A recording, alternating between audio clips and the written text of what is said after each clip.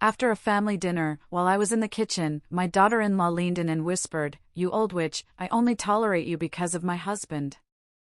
I just laughed and told her, "Don't worry, you won't be seeing me anymore."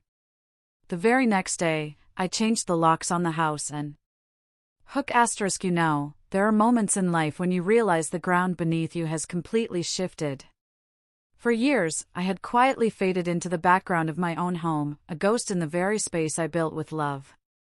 But then came a betrayal so profound, so utterly cruel, that it snapped something inside me, forcing me to confront the unthinkable. Was I just an old burden, tolerated in my own house, or was I still Marlene? I woke up at 6 a.m., like most mornings these days. Not by choice, mind you, but because at 65, sleep had become a fickle thing. Light, restless, a sign of age, I suppose. I lay there for a few minutes, gathering myself, then carefully, oh so carefully, trying not to disturb my aching joints, I sat up. On the edge of my bed, in my room, in my apartment. Though lately, it often felt like none of it belonged to me anymore. Hayward was just stirring outside my window, the quiet Southgate neighborhood still hazy in the morning light. I could see the highway, the first trickle of cars heading towards Oakland and San Francisco. For 32 years, Edward's car was one of them, every single morning. And then, he was gone, and everything changed. I slipped on my robe and left the room. It's a spacious apartment, nearly 120 square meters. Edward and I bought it back in the 80s when California prices weren't completely insane. We added a second floor, built a patio. So many plans, so many dreams woven into these walls. And now? Now this house felt like a battlefield, and I was losing. The kitchen was clean, of course. Old habits die hard for an emergency room nurse. Order is paramount, especially when chaos reigns around you. I put the kettle on, reaching for my one small luxury, a box of Ceylon tea. Darla, my sister-in-law, only drank capsule coffee, and she'd wrinkle her nose if I brewed my tea near her. While the water boiled, I started the pancake batter. Terrence, my son, had loved them since childhood. And despite everything, I still made them every Saturday. Maybe it was my way of clinging to some shred of our past, of a time when we were a real family. The back door creaked open. It was Oliver, my youngest grandson. 14, already taller than me, but still gangly and awkward. Dark hair, long bangs, and those headphones, always glued to his ears. "Good morning, Oliver," I smiled. "Pancakes in 15. He just nodded, not removing his headphones, and sat at the table, eyes fixed on his tablet. I stopped taking his behavior personally a long time ago. At least he didn't snap like his older sister, Rachel. Though I knew, deep down, Oliver saw and understood everything happening in this house better than anyone. "Mom, have you seen my blue sweater?" Rachel burst in, already dressed and made up, despite the early hour. At 17, she was a beautiful echo of her mother, high cheekbones, a straight nose, chestnut hair. But her eyes were Terrence's. Brown, soft, like my late husband's. "I washed it yesterday, dear. Should be in your closet, second shelf." I already looked there, she snapped, then instantly softened. "I'm sorry, Mom. Just late for my project group meeting on Saturday morning." I raised an eyebrow, flipping a pancake. "Veterinary classes, remember? We're doing a project on treating stray animals." "Oh, right." Rachel, always so determined. "Look in the laundry basket in the bathroom," I suggested. "I might have forgotten to hang it up." She dashed off, returning a minute later, sweater in hand. "Thanks, Mom. You're the best." She kissed my cheek, snatched a pancake from the pan, and took a bite. So good." "Marlene!" Darla's sharp voice made me jump. Never Mom, or even Marlene Hendris. Just Marlene, as if we were equals, or colleagues. "Did you move my things in the bathroom again?" My sister-in-law stood in the doorway, hands on her hips. She was 39, slim, Fit, always impeccable. A manager at a self-service laundry, she dressed like she was heading for a corporate interview, strict pants, blouses, minimal jewelry, blonde hair pulled back in a tight bun that accentuated her sharp features. I just wiped down the shelves, Darla. All your jars are where you left them. I can't find my hand cream, she squinted. The one Terrence gave me for our anniversary. Maybe it's in the bedroom? I suggested, carefully, still flipping pancakes. I always keep it in the bathroom, she snapped. In the right drawer where all my other things are, the ones you're always moving around. Oliver snorted softly behind me, still glued to his tablet. Rachel rolled her eyes. Mom, I saw your cream on your nightstand, she said, stuffing the last bit of pancake in her mouth. Gotta go, I'm late. Darla just pursed her lips, didn't think either of us, and left, trailing expensive perfume and unspoken complaints. I set the finished pancakes on the table with maple syrup, another family tradition. Terrence appeared just as I was washing the pan. At 42, with a receding hairline and a little belly, he still looked like the boy I once carried. My only son. My pride, and my pain. Good morning, Mom, he yawned, stretching. Pancakes. You're a miracle. In moments like these, I wanted to believe that not all was lost, that my boy was still in there, somewhere, beneath this tired, spineless man who let his wife rule his mother's house. Your father always said, Saturday without pancakes isn't Saturday. I smiled, pouring him coffee. Terrence nodded, not looking up. We both knew he didn't like me talking about Edward. It made him awkward, reminding him how much had changed since his death 5 years ago. Darla returned to the kitchen, the hand cream held demonstratively. It was on the nightstand, just like Rachel said. She glanced at me briefly. Next time, Marlene, don't touch my things, okay? Everyone needs their personal space. I nodded silently, though 1,000 retorts screamed in my head. Asterisk my personal space? My personal space had been violated years ago. This is my apartment, the one I'm still paying the mortgage on. I let you move in after Terrence was laid off, thinking it would be temporary, a year at most, but 3 years had passed. Instead, I poured myself more tea and walked to the window. From the 8th floor, a beautiful view of the city, distant hills, and on a clear day, the bay. Today, it was a typical California haze. Mom, Darla and I are going to Roy's birthday party tonight, Terrence said, chewing a pancake. Will you stay with the kids? It wasn't a question. It was a statement, as always. They never asked if it was convenient or if I had plans. They just presented it as a given. Sure, I said, turning with a smile. I've got a new book I wanted to read in peace. Great, Darla said, pulling a yogurt from the fridge. By the way, I noticed you used my shampoo again. The French one. I asked you not to touch it, Marlene. It's expensive, and I buy it especially for my hair. I hadn't touched her shampoo. I had my own, a cheap supermarket brand. But there was no point arguing. I'm sorry, Darla. I won't do it again.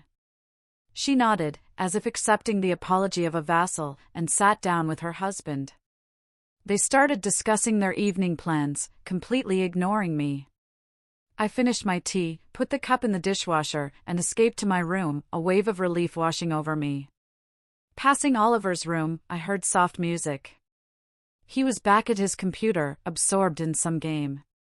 His thin shoulders tense, fingers flying across the keyboard. The door was ajar, and I peeked in. Oliver, would you like to go for a walk today? Weather's nice. He turned, taking off his headphones for a second. Can't, Grandma. Online tournament. Team game. Can't let the guys down. I understand, I smiled, a familiar pang in my chest. He nodded and put his headphones back on. We used to walk in the park a lot. I'd point out plants, tell him stories from my ambulance days. But over the last year, he'd retreated, preferring the virtual world to the constant tension in this apartment. I couldn't blame him. In my room, I sat on the bed and pulled out an old photo album. Familiar pages. Edward and our wedding. Terrence's birth, his first steps, school holidays, graduation. Here he is, introducing us to Darla, young, in love, happy. First photos of newborn Rachel. Then Oliver. The last pictures of Edward, gray-haired but still strong, full of life. Who could have known a heart attack would take him so suddenly? After he died, I held on. Worked 2 more years in the ambulance service before retiring. A few months later, Terrence lost his job as an engineer. He called me immediately. "Mom, we need some time to get back on our feet. Can we stay with you? Just for a year at most." Of course, I agreed. How could I refuse my only son? They sold their house to pay off debts, mostly gambling debts, I'd later learn. Terrence had become addicted to sports betting. They moved in. Terrence got an operator job at an auto parts factory, a huge pay cut. Darla stayed at the laundromat. They barely had enough for necessities and the kids' education. I never asked for rent, just my share of utilities. But gradually, things shifted. Darla started bossing me around, rearranging my kitchen, commenting on my habits. Terrence stayed silent, avoiding conflict. At first, I tried to gently defend my boundaries, but it always ended in a cold war that hurt the children. So, I started giving in. On small things, then bigger things. I hid the album as Rachel knocked. "Mom, can I come in?" "Of course, sweetie." She slipped in, closed the door, looked around as if checking we were alone, and sat beside me. "I wanted to apologize for Mom," she said quietly. "For what she said this morning about the shampoo and everything." "It's okay, dear. Don't worry." "But it's not right," anger flashed in her eyes. "This is your house, and she acts like like I'm a guest taking advantage of your hospitality?" I finished gently. Rachel nodded, biting her lip. "I talked to Dad, but he just brushes it off. Says everything's fine, that you like taking care of us." I sighed. Terrence was a master of self-deception. "Sometimes, Rachel," I took her hand, "it's easier for people to ignore problems than to deal with them. Your dad, he's a good man, he's just afraid of conflict." She looked me dead in the eye. "Grandma, why do you let them treat you like that? It's your apartment. You could." "What? Kick you all out?" I shook my head. "You're my family. You're all I have left." Rachel hugged me, pressing her cheek against my shoulder. "You know, I've been writing down your stories," she said unexpectedly. "The ones you told me about your work in the ambulance, about the difficult calls, the lives you saved. You were so brave, Ba. What happened to that woman?" I didn't know how to answer. Where was the Marlene Henders who rushed into burning buildings without hesitation? Who made life or death decisions in seconds? Who wasn't afraid to put arrogant doctors in their place when she was right? Who wore her uniform with pride and knew her own worth? "She's still here," I said, touching my chest. "Just a little tired." Rachel nodded, understanding, and stood up. "I have to finish my project, but I wanted you to know. Oliver and I are on your side. Always." When she left, I sat motionless for a long time, staring out the window. Another knock. This time louder. "Marlene!" "It's Darla. I want to wash the curtains in the living room. Can you help me take them down?"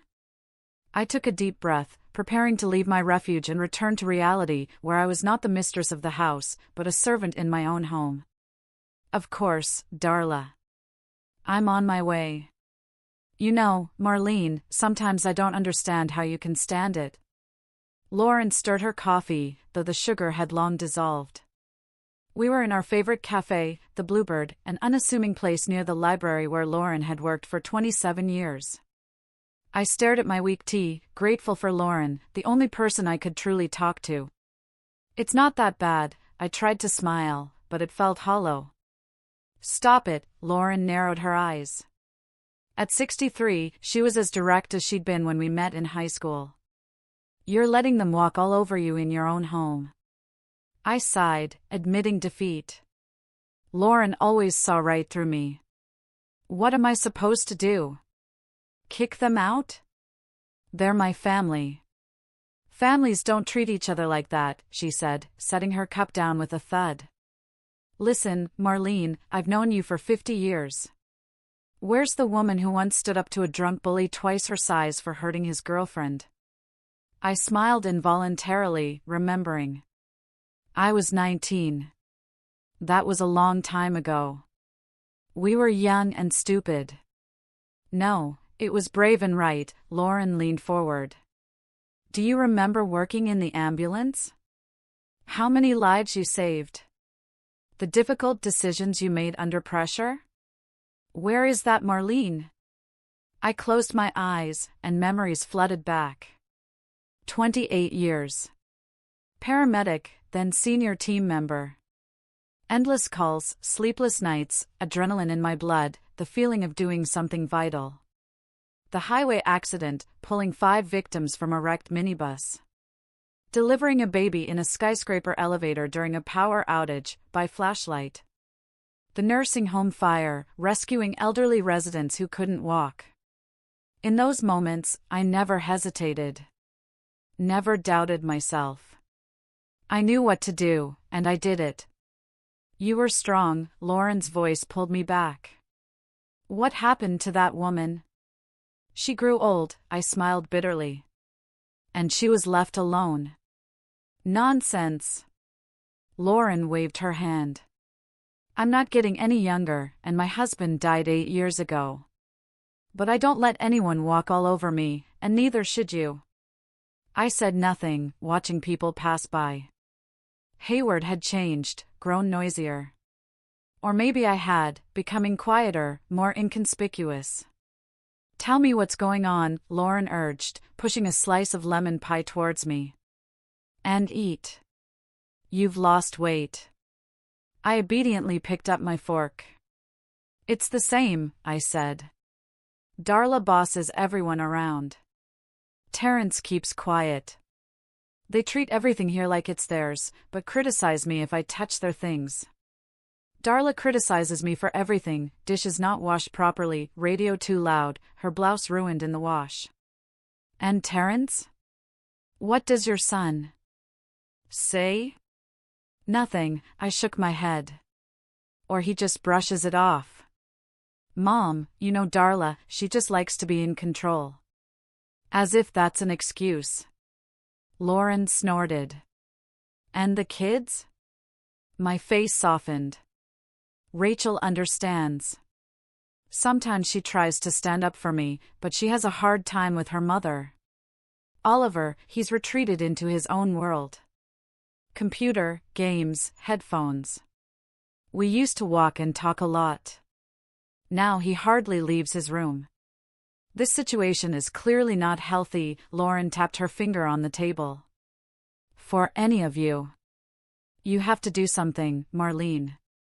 "What exactly?" I spread my hands. "They've been living with me for 3 years. They don't have money for their own place. If I kick them out, where will they go?" "You don't have to kick them out," Lauren rolled her eyes. "But you need to set boundaries. It's your home, and you deserve respect. Remind them of that." I sat in silence, her words echoing. Something stirred inside me, that old determination. But it quickly faded, swallowed by the fear of being utterly alone.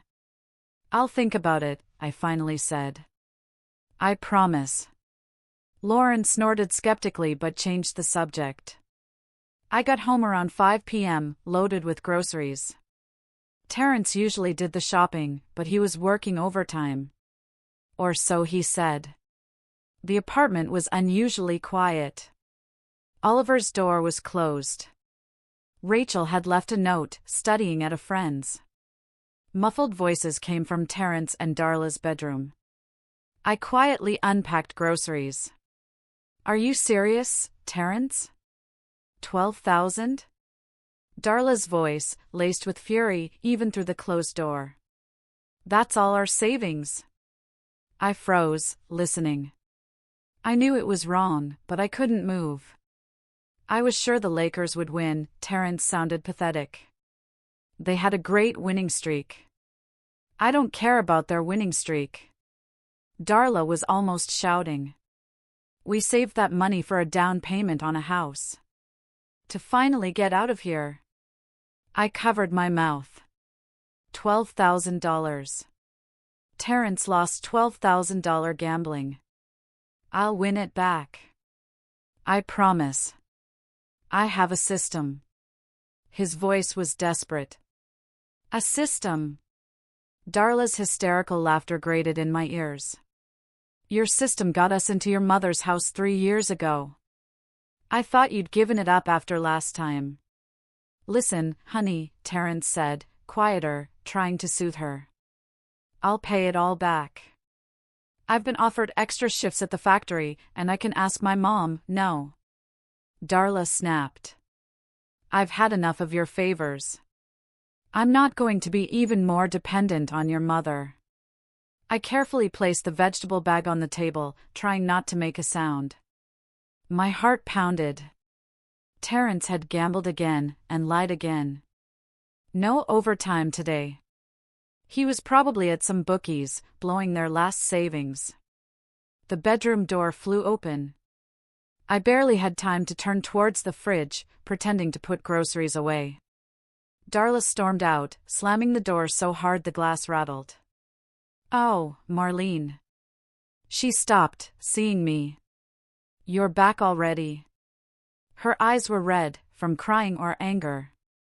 Hair tousled, cheeks flushed. I'd never seen her so distraught. Just got home, I smiled as naturally as I could. Bought everything for dinner. Thought I'd make tuna casserole. Terence loves it.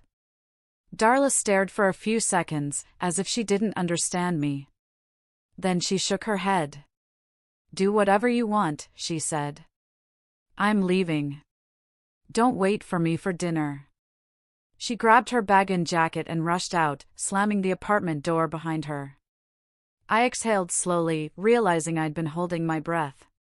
Terence emerged from the bedroom, pale, a blank look on his face. He stopped in the kitchen doorway, hesitant. You heard everything, didn't you? He asked quietly. I nodded, no point in pretending. 12,000, Terence. How could you? My voice trembled. He lowered his eyes, and I saw not a 42-year-old man, but a little boy who had broken a neighbor's window with a ball, afraid to admit it. I thought I'd get lucky this time, he muttered. I studied the statistics, calculated everything. Don't do this anymore, I said, reaching out and taking his hand. Please, Terence, you're destroying yourself and your family. He nodded, still not looking at me. I know. I'll quit. I promise. This time for sure. We both knew it was a lie. He'd promised the same after every loss, and always returned to gambling. Go rest, I said, gently pushing him towards his room. I'll call you when dinner's ready. Left alone, I mechanically continued cooking, but my thoughts were far away. Lauren's words echoed, you let them walk all over you, and now this. Terence had lost everything, and Darla was furious. I knew from experience that her anger would inevitably spill over onto me, the weakest link in their eyes. Rachel returned around 7 p.m., lively and energetic. Hi, Mom. She kissed my cheek. How was your day? Did you see Lauren? Yes, we had a nice time. I smiled, not wanting to burden her. How's your test prep going? Great. I think I'm ready. She peeked into the oven. Tuna casserole. Where's Mom? She went out, I shrugged. Said not to wait for her for dinner. Rachel frowned. Did they fight with Dad again? I heard her yelling this morning. I hesitated, not wanting to make Terrence look bad, but unwilling to lie. They had a disagreement. I think they need some time to cool off. Rachel nodded, understanding. It wasn't the first time. I'll go get Oliver for dinner, she said, heading for her brother's room. Dinner was consumed in tense silence. Terrence barely touched his food, though he usually devoured my casserole. Oliver, lost in thought, Rachel tried to lighten the mood with school stories but quickly gave up. After dinner, I sent the children to do homework and started washing dishes. Terrence silently helped clear the table, then went to the living room to watch TV, his usual refuge. Darla returned around 10 p.m. I had just finished ironing and was about to go to bed.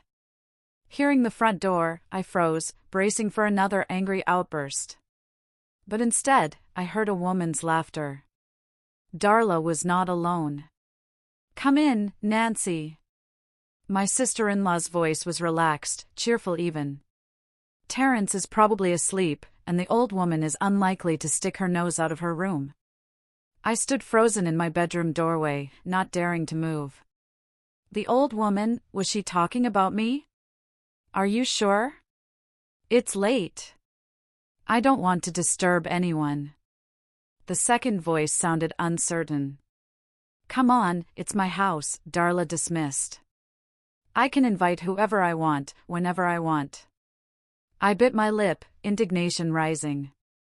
Asterisk her house? After 3 years of living off me, she considers this apartment hers? Asterisk, how is it, living with your husband's mother? Nancy's voice was curious. Isn't it cramped? I heard them go to the kitchen, glasses clinking. Darla must have gotten wine. It's temporary, Darla's voice was confident. We've almost saved up for the down payment on our own house. Lies, after Terrence's loss today, they had nothing. But of course, it's not all sunshine and roses, Darla continued, lowering her voice, though I still caught every word. Marlene sticks her nose everywhere, moves our things around, and constantly lectures the kids, especially Rachel. She's already like a grandmother. I feel for you, Nancy said. My mother-in-law was a real pain in the neck until she moved to Florida. Best decision of her life. They both laughed, and a lump rose in my throat. So that's how it was. I was a pain in the neck? A nuisance? The hardest part is pretending to appreciate all her favors, Darla said, clearly making air quotes. Her dinners, her laundry, her cleaning, as if we couldn't manage without her. Why put up with it? Nancy sounded genuinely puzzled. Why not just move out? Money, Darla sighed. You know how much housing costs in Hayward these days? And since Terrence got demoted at work. She trailed off. Anyway, we have to put up with the old bag, but it won't be for long. I promise. The old bag, that's how she saw me. That's what I'd become in my own home. I quietly closed my bedroom door and sat on the edge of the bed, my hands trembling. Tears stunned my eyes, but I wouldn't let them fall. Years in the ambulance had taught me to hold back emotions until the right moment. I looked at my hands, wrinkled, veins prominent, but still strong. Hands that had held newborns, and closed the eyes of the dying. Hands that had stitched wounds, set broken bones. Hands that, according to Darla, were now just a tool for serving her family. You let them walk all over you. Lauren's voice echoed in my head. And for the first time in a long time, I admitted she was right. I had let it happen. I had become invisible in my own home, an old burden. Something cracked inside me, like ice on a river in spring. A thin, barely noticeable crack. But I knew cracks like that had a tendency to grow. The week after that conversation dragged on agonizingly. I tried to act normal, made breakfast, cleaned, did laundry. The same daily rituals. But something had fundamentally changed inside. Darla's words, old burden, rang in my ears every time I saw her. Terence was depressed and silent. Darla pointedly ignored him at dinner, talking only to the children. I noticed Rachel and Oliver exchanging worried glances, sensing the growing tension. On Friday evening, I was dusting the living room when I heard the front door slam. Darla was home earlier than usual. And something in her gait, the energetic click of her heels on the parquet floor, told me she had news. "Oh, Marlene, you're here," she said, tossing her bag on the sofa, her eyes scanning the room. "Great. We need to talk." I carefully put down the duster and stood straight. "Something happened, Darla?" "Yes. And something wonderful." She smiled, that special smile that never quite reached her eyes. "I got a promotion. I'm now the manager of the laundry chain in our area." "Congratulations," I said, genuinely. "That's great news." "Yes, the pay is better, career prospects too," she said, looking around the room as if assessing it. "But there's one condition. I have to do some of the work remotely, from home. I need a home office." Something stirred inside me. A bad feeling I immediately tried to suppress. "Maybe we could remodel part of the living room?" I suggested. "Put a desk by the window, where the light is good." "No, Marlene," she shook her head. "I need a separate space where no one will disturb me." "I was thinking about your room." I froze, not believing my ears. "My room?" "Yes." She nodded, as if it were the most natural suggestion. "It's the brightest and most spacious room, after Terence's. And frankly, it's too big for one person, especially with your minimal belongings." My minimal belongings, for years, I'd been getting rid of my things to make room for her junk. I'd given her shelves in my closets, drawers in my dressers, space in the storage room. And now she wanted my last bit of personal space. "Where am I going to sleep?" My voice was quiet, almost submissive. "We can convert the storage room," Darla shrugged. "It's small, but there's enough room for a bed and a nightstand. You only sleep there anyway, right?" A wave of anger rose, but years of suppressing my feelings took over. "I need to think about it, Darla," I said evenly. "These are big changes." "Of course, think about it." She smiled condescendingly, as if talking to a child. "But I'd like to start rearranging tomorrow. The office furniture will be delivered on Wednesday." She had already ordered it. Without asking me. Without discussing it. Just decided it. "Have you discussed this with Terence?" I asked, hoping my son would at least try to stand up for me. "Of course," she dismissed me. "He's all for it. This is our chance to finally get back on our feet after recent events." Recent events, that's what she called Terence's $12,000 loss. "I'll talk to him," I said, feeling a strange calmness grow inside me. Not humility. Something else. Something dangerous. "Please," Darla shrugged. "Just don't take too long to decide. I already ordered the paint for the walls. I think light gray will look great." She turned and walked into the kitchen, leaving me in the middle of the living room with a dust rag in my hand. My house, my room, my life.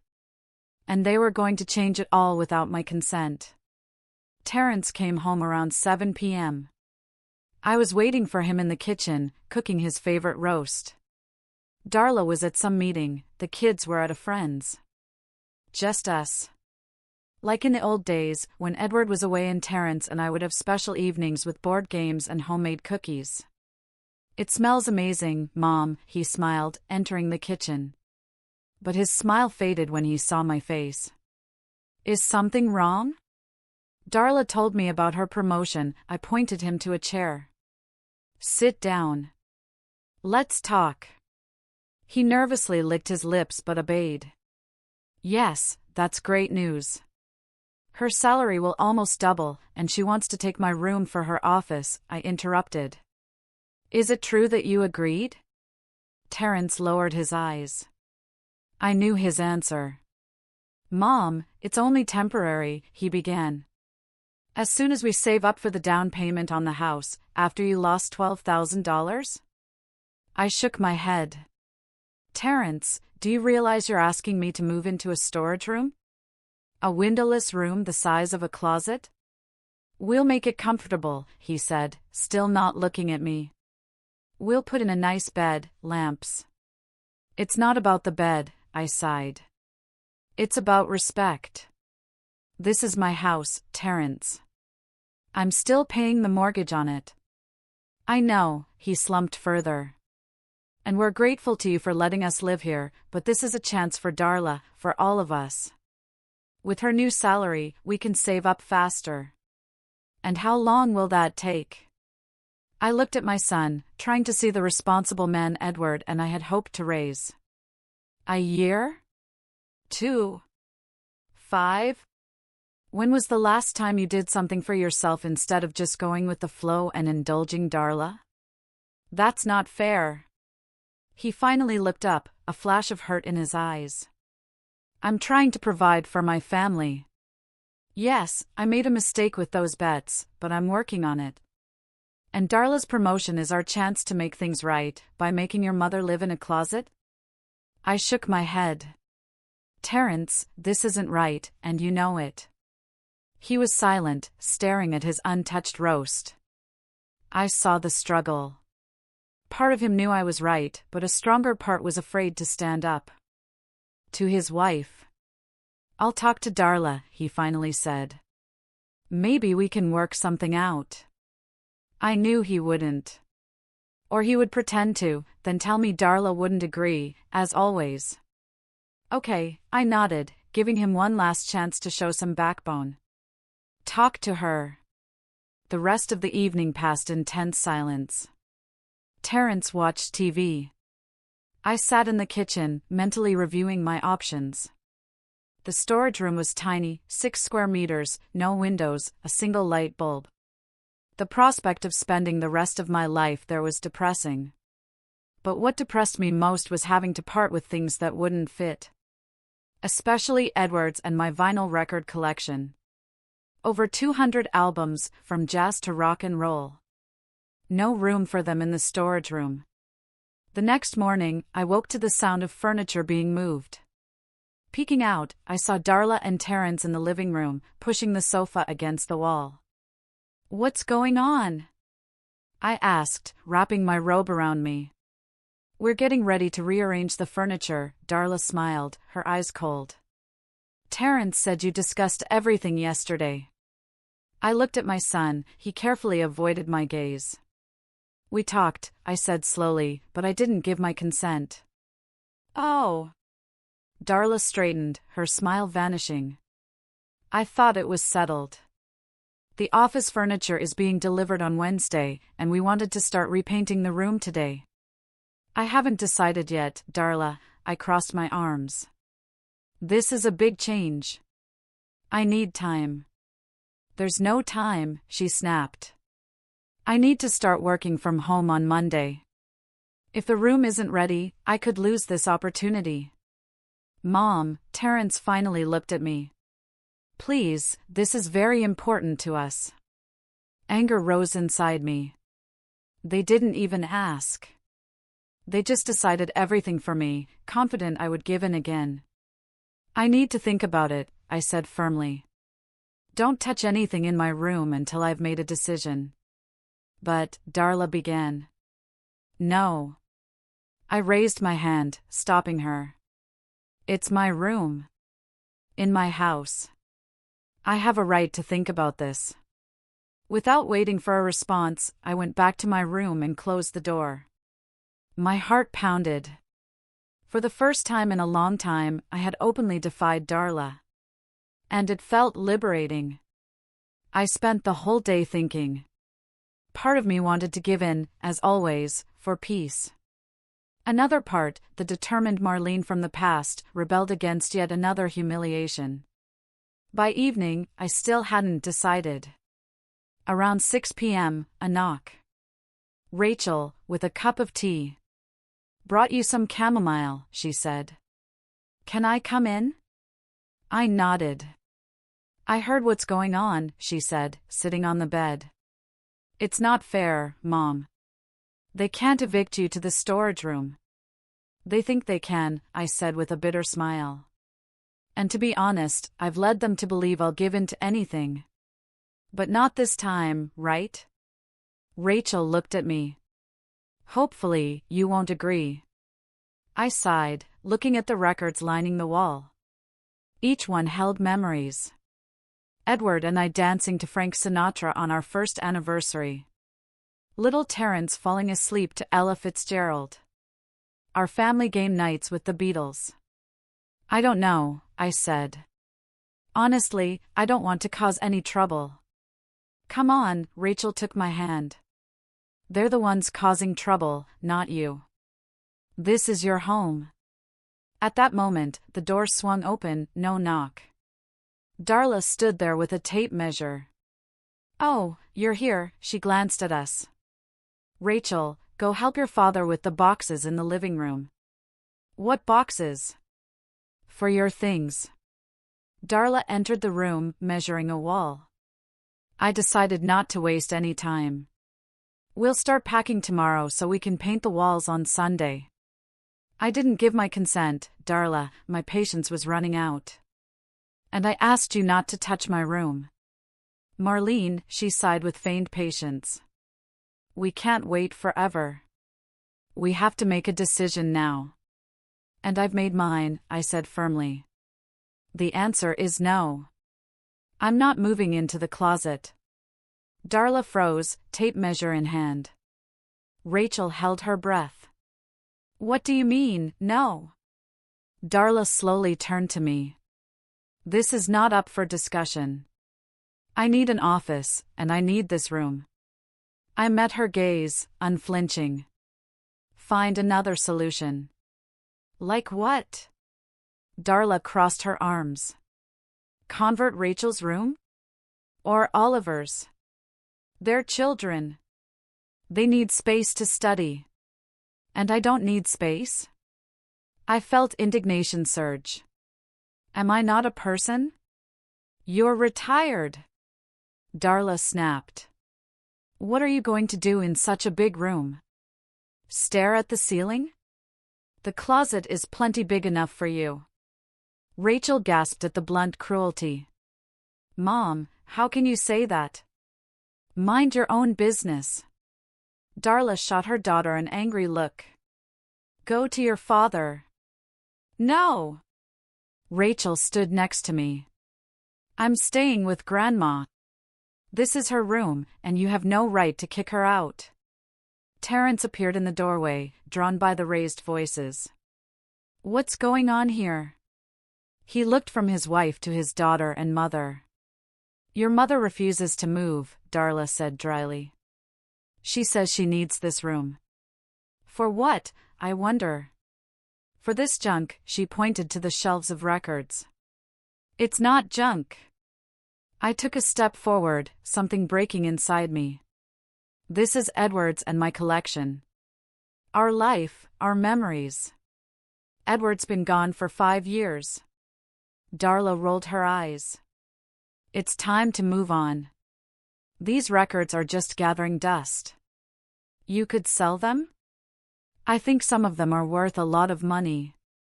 "Sell them?" The blood drained from my face. "You want to sell my records?" "Why not?" Darla shrugged. "No one listens to them anyway, and we need the money." "You always need money." I shook my head. "But not at the expense of my memories." "Darla," Terence interjected uncertainly. "Maybe we can really find another solution."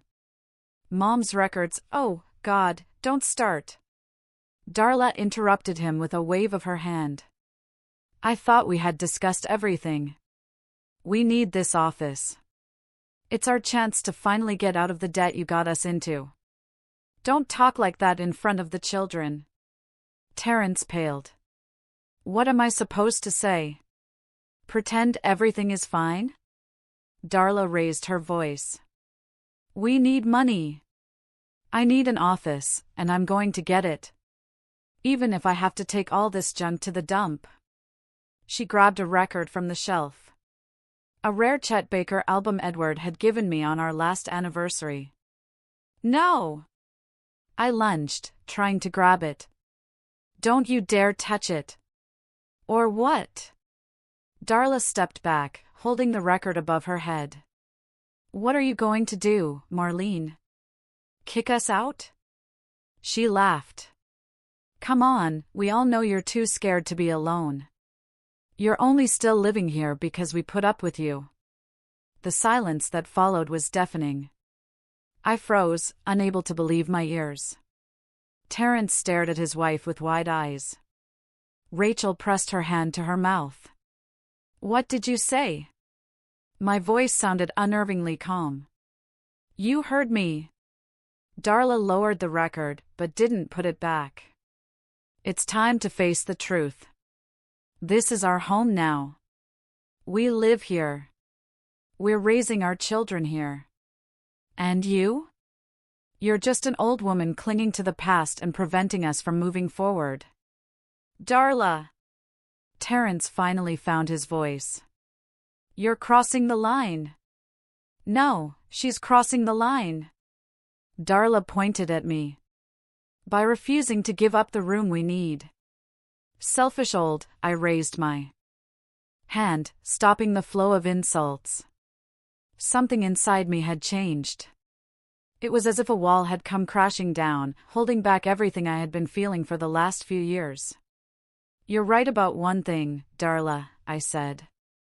It's time to face the truth. I looked around the room. My room. In my apartment. The apartment I was still paying for with my modest pension. The apartment where I had allowed my sister-in-law to boss me around. Humiliate me. Treat me like a servant. This is my home, I said quietly, but firmly. My apartment. The one I pay for. The one I let you move into 3 years ago out of pity because you couldn't afford to rent anywhere after Terrence lost all his money gambling. Darla paled but continued to stare defiantly. So what? You can't kick us out. You can't live alone. You're afraid of being alone. You need us more than we need you. That's not true, I shook my head. I managed on my own for 2 years after Edward died. I can manage now.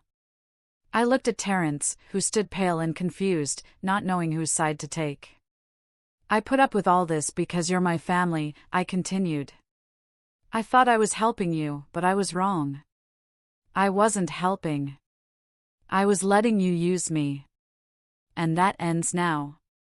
I walked over to Darla, gently but firmly took the record from her hands, and put it back on the shelf. No one touches my things, I said. No one is taking my room. And if you don't like it, then you'll have to find another place to live. After our argument, an oppressive silence fell. Darla shot me a withering glance, went to her bedroom, and slammed the door. Terrence stood in my doorway, wanting to say something, but couldn't, so he just shrugged and followed his wife. Rachel hugged me tightly, whispering, "I'm proud of you, Mom," before going to her room. Even Oliver, usually glued to his computer, opened his door a crack and looked at me with a new expression, surprise, or maybe respect. I was left alone, heart pounding, hands shaking, but strangely calm. It was as if a heavy burden I'd carried for years had finally been shed. It was late, around 11 p.m., but I knew I wouldn't sleep. Instead, I took out an old photo album from the bottom drawer and sat on the bed. Leafing through the pages, I immersed myself in memories. Here, Edward and I, young, smiling, full of hope, standing in front of this very apartment the day we signed the papers. 1987, just over 30, Terrence was 5, holding our hands, so small, with his crooked smile and missing front tooth. Our home, Edward said, his arm around my shoulders. We did it, Marlene. Our own home. We worked like crazy for the down payment. He worked double shifts, I worked nights at the hospital. We saved on everything, cheap pasta, thrift store clothes, no vacations. But it was worth it. The feeling of walking into your own home, knowing no one could kick you out, was priceless. I turned the page. Here we are, fixing up the living room. Edward painting in paint-splattered jeans, me washing windows in a headscarf. Terence lugging small tools with an important look. We did all the renovations ourselves, saving every dollar, but what fun we had. Music blared, we sang, danced with paintbrushes and mops, took pizza breaks. Little celebrations amidst the hard work. Next photo, our housewarming party. Friends, relatives, colleagues, crowded into the living room. Everyone brought gifts. Lauren, there she is in the corner, with a glass of wine, laughing. She gave us the first record for our collection, Bob Dylan's Time Out of Mind. Start with the classics, she'd said. And so we did. Every month, no matter how tight money was, we bought a new record. Our ritual. After payday, we'd go to the music store, taking a long time to choose. Jazz, rock, blues, classical. Our collection grew, reflecting our changing tastes and moods. I closed the album and walked to the record shelves. My fingers traced the familiar titles. Each one a piece of my life with Edward. Our first years in this apartment, Terence's birth, his growing up, family holidays, quiet evenings, listening to music and talking about everything. Edward always said music was the language of the soul. He loved jazz more than anything, Miles Davis, Chet Baker. I was more into classic rock and folk, Bob Dylan, Simon and Garfunkel, Joni Mitchell. But we found compromises, discovered new things together, created our own musical world. And now Darla wanted to throw it all away, or sell it like junk, like useless trash, to make room for her office in my house. I sat back on the bed, looking out at Hayward at night. City lights twinkling, reflecting the stars. Edward loved that view. We'd stand at the window, hugging, just looking. Imagine how many lives, how many stories are unfolding right now behind each of those windows, he'd say. What would he say if he saw what our family had become? What would he advise me to do? I knew the answer. Edward always taught Terence to respect others, to take responsibility. He would not approve of how his son let his wife treat me. And he certainly wouldn't have stayed silent if someone tried to evict him from his own bedroom. How did I let things get this far? The thought haunted me, forcing me to relive the past few years. After Edward's death, I was devastated. A sudden heart attack, 64. He didn't even get to retire. Didn't see Rachel go to high school. Didn't live to see Oliver's birth. It was so unfair, so painful, I felt numb. For the first year, I just existed. Work, home, going through the motions. Terence and his family visited every weekend, bringing food, helping with cleaning, keeping me company. I was grateful. Then, when Terence lost his job, I didn't hesitate to offer for them to move in. It seemed perfect. They wouldn't pay rent, I wouldn't be alone, and I'd spend more time with my grandchildren. At first, it went well. Darla cooked. Terence helped with repairs. The children filled the apartment with life and laughter. But gradually, imperceptibly, the balance of power shifted. First, little things. Darla rearranged the kitchen furniture without asking. Then she started buying food I never ate, saying it was better for me. Then the daily routine revolved around their schedule, not mine. And at some point, I realized I was asking permission to turn on the TV in my own living room. I let them do it. I justified it, they're young. They have their own lives. I don't want to interfere. It's not important, just little things. For the sake of peace. So I wouldn't be alone, but now, looking at it from the outside, I realized I had betrayed myself. And not just myself. I betrayed Edward's memory, the life we built, the values we held dear. We would never have allowed anyone to boss us around, to set rules in our home. And now Darla wanted to evict me from my own bedroom, sell Edward's record collection, and lock me in a windowless closet. And she had the audacity to say she was putting up with me in my own home. This had to stop. I opened my bedside table drawer and took out a folder of documents, the deed, the mortgage, insurance policies.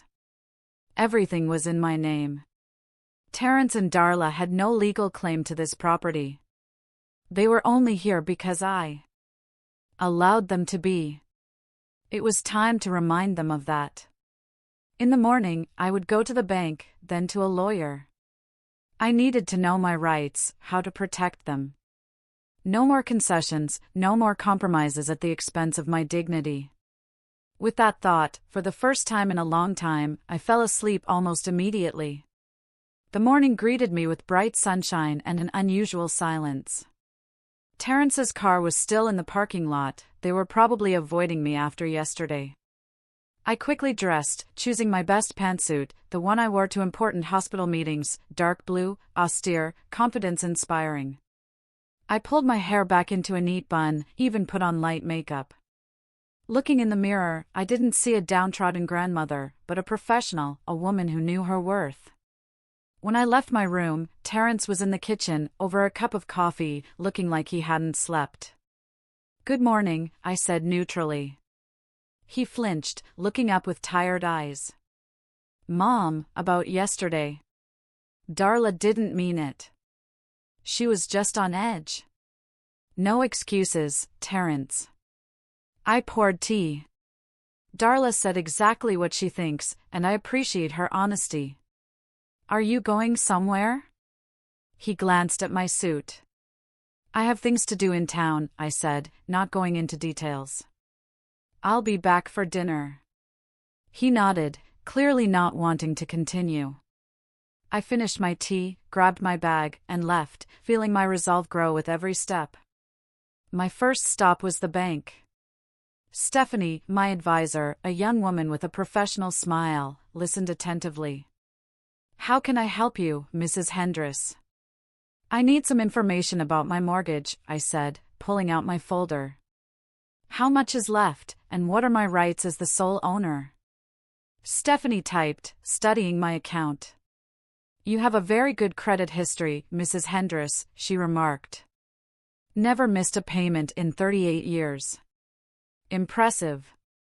I felt a surge of pride. Edward and I had been disciplined, and I had continued that discipline. "Only 3 payments left," Stephanie said. "After that, the apartment will be yours, unencumbered." 3 payments. Just 3 months. And the 30-year mortgage we took out with Edward, young parents with dreams, would be paid off. "What about my rights?" I asked. "Can I evict someone from the apartment?" Stephanie's eyebrows rose slightly. "You are the sole owner, according to the documents. That gives you the full right to decide who can live in your property and who cannot." She recommended a housing lawyer and gave me a contact. An hour later, I sat in the office of Richard Donovan, an elderly gentleman with gray temples and a penetrating gaze. "So, Mrs. Hendris," he looked through my documents. "Your son and daughter-in-law have been living in your apartment for 3 years without a lease, haven't paid any rent, and are now trying to limit your rights as the owner." I nodded, a strange relief washing over me that someone else articulated it so clearly. "And yesterday," I added, "my daughter-in-law said that I only live there because they tolerate me. Even though it's my apartment and I'm still paying the mortgage." Mr. Donovan shook his head. "I'm afraid this is a classic case of emotional abuse of an elderly person by relatives. Unfortunately, I encounter such situations more often than I would like." Emotional abuse, those words hit me like a slap. I'd never thought of it that way, but it was true. Constant humiliation, devaluation of my feelings, disregard for my needs. Wasn't that abuse? What are my options? I asked, trying to sound calm. As the owner, you have every right to evict unwanted tenants, the lawyer explained. Even if they are your relatives, the law is on your side. He explained the procedure, a formal eviction notice, specifying the date they must vacate. If they refuse, I could go to court. But I would recommend starting with a conversation, Mr. Donovan added. Explain the situation. Let them know you know your rights and are prepared to defend them. Often that alone is enough to make people reconsider. I nodded. I didn't want to go to court. They were my son and grandchildren. But I couldn't go on living like this. What about the children? I asked. My grandchildren are 17 and 14. I don't want them to suffer. That's a difficult issue, the lawyer admitted. But legally, they are minors and under the care of their parents. If you evict the parents, the children go with them. That was the hardest part. The thought of not seeing Rachel and Oliver every day was painful. But was the current situation any better? Was it good for them to grow up in a home where their grandmother was humiliated and their parents constantly fought? I thanked Mr. Donovan, leaving with a plan of action and a sample eviction notice he'd helped me draft. On the way home, I stopped at a cafe to catch my breath, to think again. I ordered tea, watching people pass by. Each immersed in their own lives, problems, joys. What did I really want? To evict my son and his family, or just to regain my self-respect, my dignity, control over my own life? I didn't find the answer over that cup of tea. But I knew for sure I couldn't go back to the way things were. When I got home, only Rachel was there, reading in the living room. Seeing me, she put her book down. Mom, I was worried.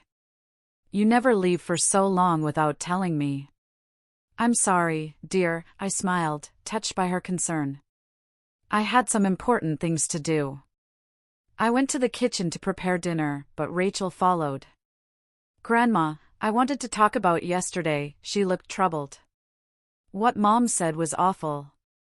I'm so ashamed of her. I put down the groceries and turned to her. You don't need to be ashamed of your parents' actions, Rachel. But I am, she shook her head. Not just for yesterday, for everything they do to you. It's like you're not a person, just a convenient housekeeper. I saw how hard it was for her to say. A 17-year-old girl shouldn't feel that kind of shame for her parents. I went to a lawyer today, I said, deciding to be honest. I found out my rights as the owner of the apartment. Rachel nodded, not surprised. Are you going to evict them? I haven't decided yet, I admitted. But I won't let them treat me the way they have for the past few years. I understand, she said quietly.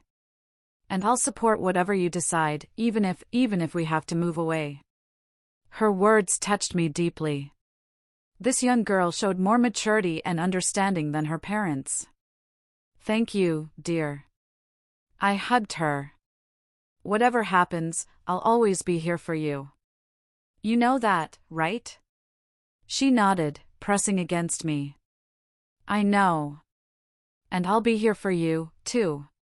We stood there for a few minutes, finding comfort in each other. Then, I pulled away, wiping my eyes. I'm going to get changed, I said. Then, I'll make dinner. In my room, I sat on the bed, looking at the records, the photographs, all the things that made up my life. And I knew I couldn't let anyone devalue it anymore. I got up and took an old suitcase from the closet, the one Edward and I had used for our only vacation together in Hawaii, saved for our 20th anniversary. I opened it on the bed and carefully began to pack. I had made up my mind. I wasn't going to put off the conversation any longer. That evening, when the whole family gathered for dinner, I announced my decision. I have some news, I said as everyone began to eat. I'm going to spend a week with Lauren. Terrence froze, fork in hand. Darla looked up, and Rachel exchanged a quick glance with Oliver. To Lauren? Terrence asked. That's unexpected. We've been planning to spend some time together for a long time, I continued calmly. She recently updated her book collection and wants to show me her new editions. That was half true. Lauren and I had indeed discussed a visit, but no specific plans. However, after consulting my lawyer, I had called her, told her everything, and she immediately offered her home. When are you leaving? Darla's voice betrayed poorly concealed irritation. Tomorrow morning, I said, spreading butter on my bread as if discussing the most ordinary thing. Tomorrow? Darla put down her fork. But we have plans for the weekend. Who's going to cook? Who's going to look after the kids? I could barely suppress a smile. Of course, the first thought was, who will wait on them? They're not babies anymore, Darla, I pointed out. Rachel's 17. Oliver's 14. They can take care of themselves for a few days. And as for cooking, I shrugged. I'm sure you'll do just fine. After all, it's your house, as you recently pointed out. Darla blushed but said nothing, clearly not wanting another argument in front of the children. Terrence looked confused. Are you sure, Mom? Maybe you could reschedule? I'm swamped at work, and we'll be home late. No, Terrence. I shook my head. My plans are set. Lauren is waiting, and I want a break after everything that's happened recently. An awkward pause.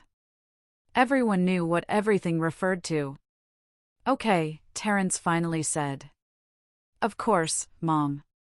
You need a break. We'll manage. Rachel caught my eye across the table and nodded slightly. She understood and supported me. I can cook, she offered. While you're away, Mom, I know all your recipes. Thank you, dear, I smiled at her. But don't overdo it. You have enough to do. The rest of dinner passed in tense silence. Darla demonstratively dug into her plate, barely touching her food. Terrence looked lost, like a child who suddenly realized his parents weren't all-powerful. Oliver quickly finished and asked to return to his games. Only Rachel behaved normally, talking about school and weekend plans. After dinner, I retired to my room to finish packing. As I was folding clothes into my suitcase, a knock. It was Terrence. Can I come in? He shifted uncertainly in the doorway. Of course, I said, gesturing him in. He entered, looked around as if seeing my room for the first time, and sat on the edge of the bed. Mom, I wanted to apologize, he began. For Darla, for myself, for everything that happened. I continued packing without looking at him. You know, Terrence, apologies only matter when they're followed by change. I understand, he said, lowering his head. And I promise everything will change. We'll find another solution with Darla's office. She'll talk to her boss. It's not about the office, I finally turned to him. It's about respect. About understanding boundaries. About realizing that this is my home, and I deserve to be treated like a human being in it. Terrence nodded, still not looking up. I know. And I'm to blame. I should have stopped this a long time ago. Yes, you should have, I agreed. But you chose the path of least resistance. As always. He flinched. I felt a little sorry for him. My son had always been weak-willed, preferring to give in to avoid conflict since childhood. Edward had tried to teach him to stand up for himself, but perhaps it was just a character trait that couldn't be changed. I'll change, he said with unexpected determination. I'll prove to you that I can be different. Okay, I nodded. I'll wait. He stood, clearly wanting to say something else, but changed his mind and just hugged me briefly, awkwardly, as he hadn't hugged me in years. Have a good trip, Mom, he said, and left. I closed the door behind him, wondering if he would really keep his promise. Part of me wanted to believe, but another, more realistic part, doubted it. Too many times he had said one thing and done another. Early in the morning, while everyone was still asleep, I finished packing and called a taxi. I left a note in the kitchen: water the flowers, feed the fish, set the dishwasher. The usual chores they'd surely forget. Lauren greeted me with open arms. "Welcome to the Resistance headquarters." She laughed, helping with my suitcase. "You finally did it, Marlene. I'm proud of you." Her house, a cozy cottage in a quiet neighborhood, was the complete opposite of my apartment. Books everywhere, bright pillows, souvenirs from her travels, local art. No hint of the primness or strict order Darla valued so much. "The guest bedroom is yours," Lauren showed me a small, bright room overlooking the garden. "Make yourself at home. Then we'll have some wine and make plans for revenge." I laughed, feeling the tension of the last few days begin to melt away. "No revenge, just justice." "Boring," she winked. "But I'll support whatever you decide." The week at Lauren's flew by. We went to movies, a museum, a concert in the park. Cooked together, played board games, discussed books. It was as if I'd returned to a time when I was just Marlene, a woman with her own interests, opinions, desires. Not a grandmother, not a housekeeper, not a ghost in my own home. Every evening, Rachel called to tell me how things were. Darla, according to her, was furious I'd left but tried not to show it. Terrence spent more time at work. And Oliver, to everyone's surprise, started helping around the house, dishes, trash, even cooking dinner on Sunday. "He misses you, Grandma," Rachel said, though he'll never admit it. That warmed my heart. I missed my grandchildren, too. Despite everything, they were part of my life, my family. The day before I returned, I met Mr. Donovan. We discussed next steps. He handed me the official eviction notice, a document drawn up with all legal requirements. 30 days, he said. By law, you must give them at least 30 days. If they don't leave, we'll go to court. I read the dry legal language. No emotion. Just a statement that I, the owner, demanded the living space be vacated. "Are you sure you want to do this?" Mr. Donovan asked, noticing my pensive expression. "It's not too late." I shook my head. "No, I'm sure. It's necessary." He nodded and shook my hand. "You're a strong woman, Mrs. Hendris. Don't let anyone convince you otherwise." On the day I returned, I felt a strange mixture of anxiety and determination. I knew I was doing the right thing, but I was afraid of the reaction, from my son, my daughter-in-law, even my grandchildren. Was I being too cruel? Was I destroying our family for good? As if reading my mind, Lauren hugged me. "Remember, Marlene," she said, "you're not destroying your family. They did that with their attitude toward you. You're just restoring justice and your dignity." I nodded, grateful, and got into the taxi. Rachel opened the apartment door. Seeing me, she lit up and rushed to hug me. "Grandma! Finally! We missed you so much." Oliver appeared behind her, still awkward, bangs over his eyes, but this time, no headphones. "Hi, Mom," he said, and to my surprise, hugged me too, though more reserved. "I missed you, too," I smiled, touched. "How did you manage?" "We survived," Rachel rolled her eyes. "Mom tried to cook, but let's just say we ordered a lot of takeout." I laughed, walking into the apartment. The first thing I noticed was the mess. Not catastrophic, but noticeable. Things out of place, dust on shelves, dirty dishes in the sink. Everything I usually kept tidy without even thinking. "Are Mom and Dad home?" I asked, taking off my coat. "Dad's in the living room," Rachel replied. "Mom's at work, but she should be back soon." I nodded and headed for the living room. Terrence sat on the sofa, absent-mindedly flipping TV channels. Hearing my footsteps, he looked up. "Mom!" He jumped up. "You're back, as you can see," I smiled, noticing how tired he looked. "How are you?" "Fine," he shrugged. "Did you have a good rest?" "Wonderful." I sat in the chair opposite him. "Lauren says hi. We haven't had such a good time in a long time."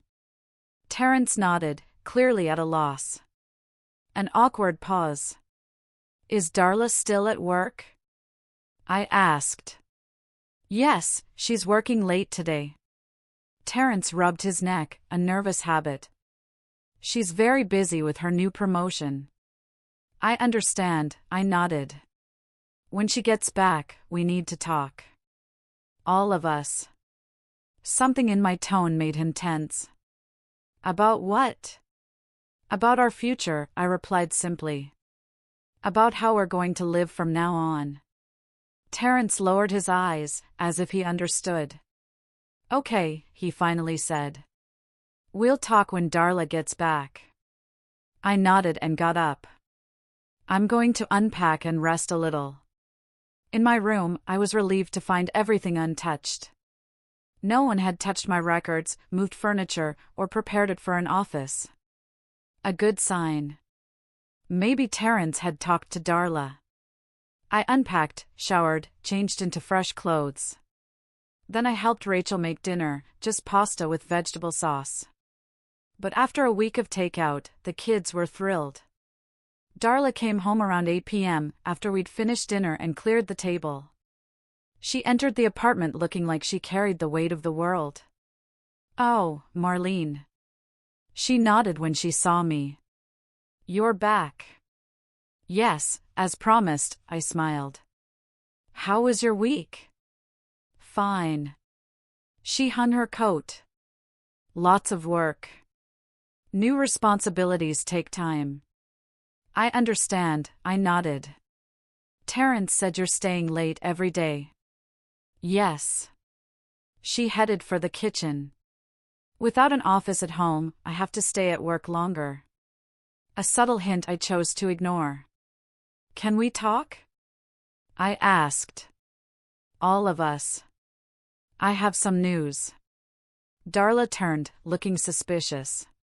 "What news?" "Let's go to the living room," I suggested. "So we don't have to repeat ourselves."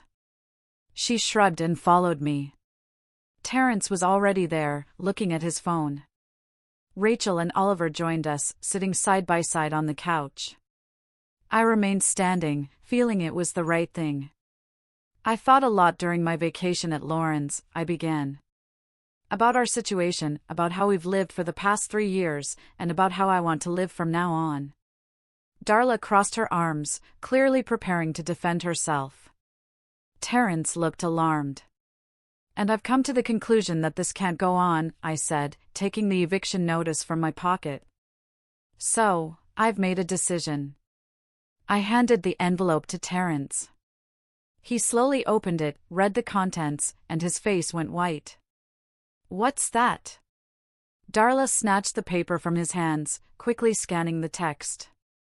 "What is this nonsense? An eviction notice?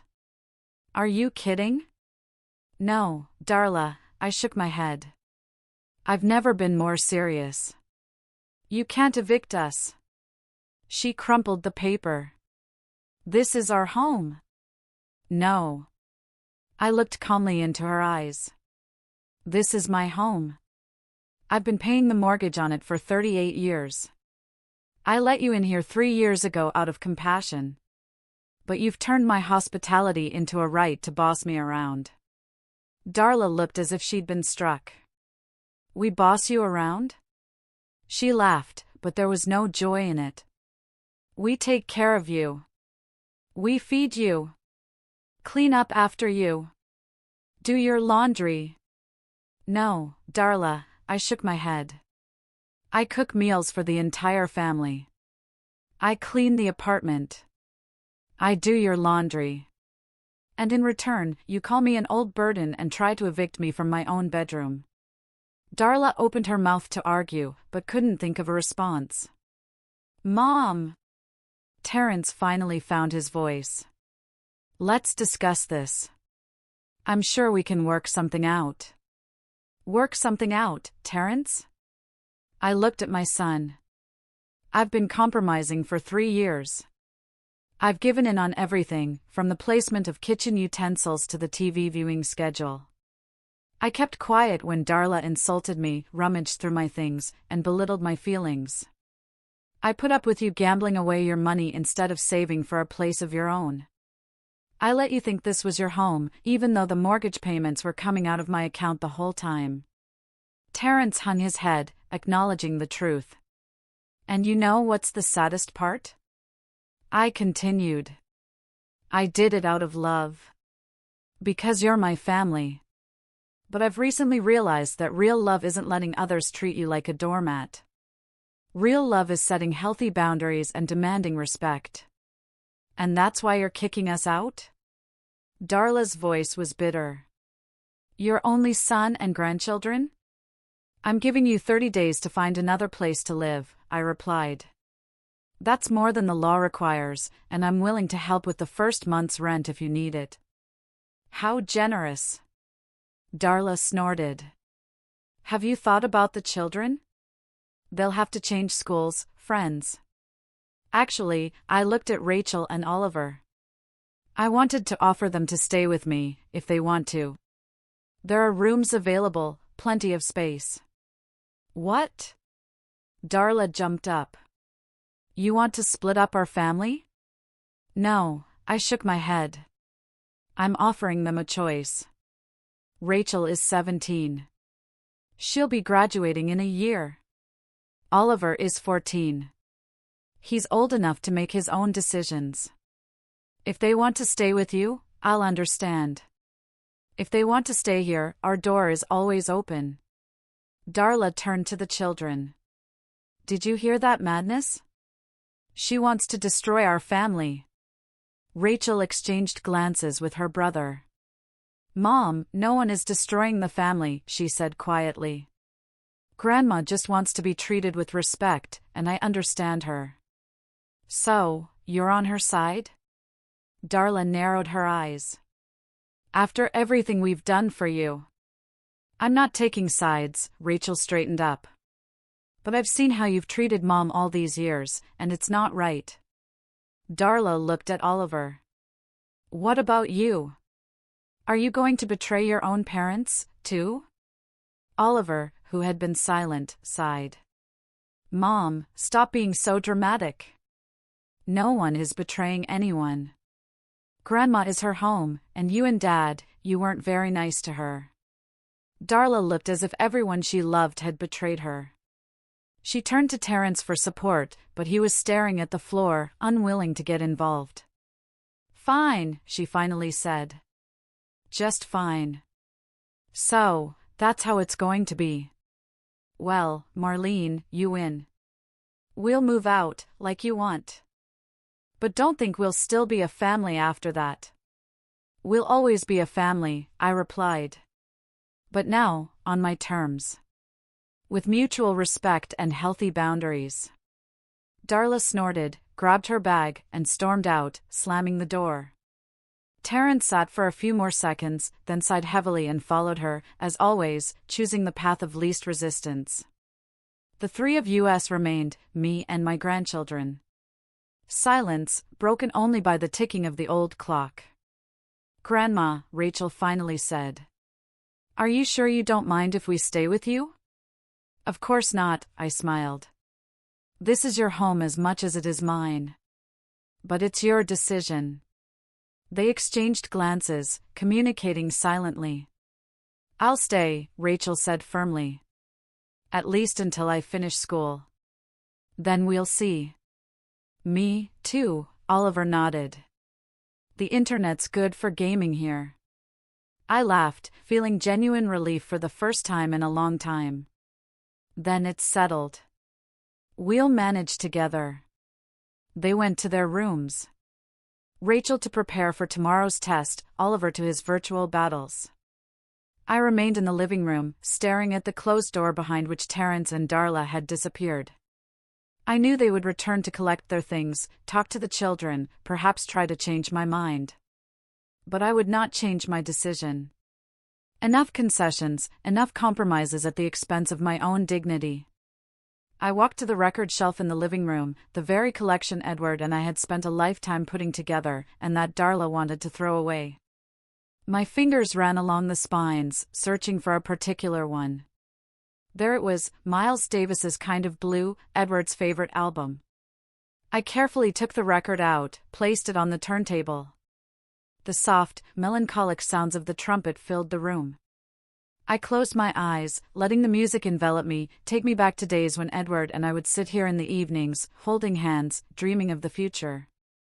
"You would be proud of me," I said to him in my mind. I finally stood up for myself. I knew the road ahead wouldn't be easy. Terence might be offended, Darla would surely harbor resentment, and even my grandchildren might reconsider their decision. But for the first time in a long time, I felt like I was in control of my life. That I wasn't a ghost in my own home, but its rightful owner. I opened my eyes and smiled, looking at the familiar walls, the photographs on the mantelpiece, the cozy armchairs where we used to sit as a family. This house had seen so many stories, happy and sad, ordinary and extraordinary. And now a new chapter was beginning. My chapter. I turned up the volume a little, and began to move to the beat of the music. Slowly, uncertainly at first, but gradually, more freely. I hadn't danced in how long? 5 years. Not since Edward passed away. But my body remembered the movements, the rhythm, the feeling of freedom the music gave me. I spun around the living room, letting Miles Davis's trumpet lead me, just as Edward had once led me in dance. And with every step, with every turn, I felt the weight of years of humiliation and self-denial fall from my shoulders. This was my home, my life, and I had finally regained the right to control it. When the record ended, I stopped in the middle of the room, slightly out of breath, pleasantly tired. For the first time in a long time, I smiled effortlessly, without needing to hide my true feelings. Rachel was standing in the doorway, watching me with a tender smile. "You were dancing, Mom," she said. "I haven't seen you dance since Grandpa." "Yes," I nodded. "It's time to remember how to do it." She came over and hugged me. "I'm glad you're back," she whispered. "The real you." I hugged her tightly in return, knowing exactly what she meant. I really was back. Not just back to this apartment, but back to myself. To the Marlene Hendress who knew her worth and wasn't afraid to stand up for herself. And this Marlene wasn't going anywhere.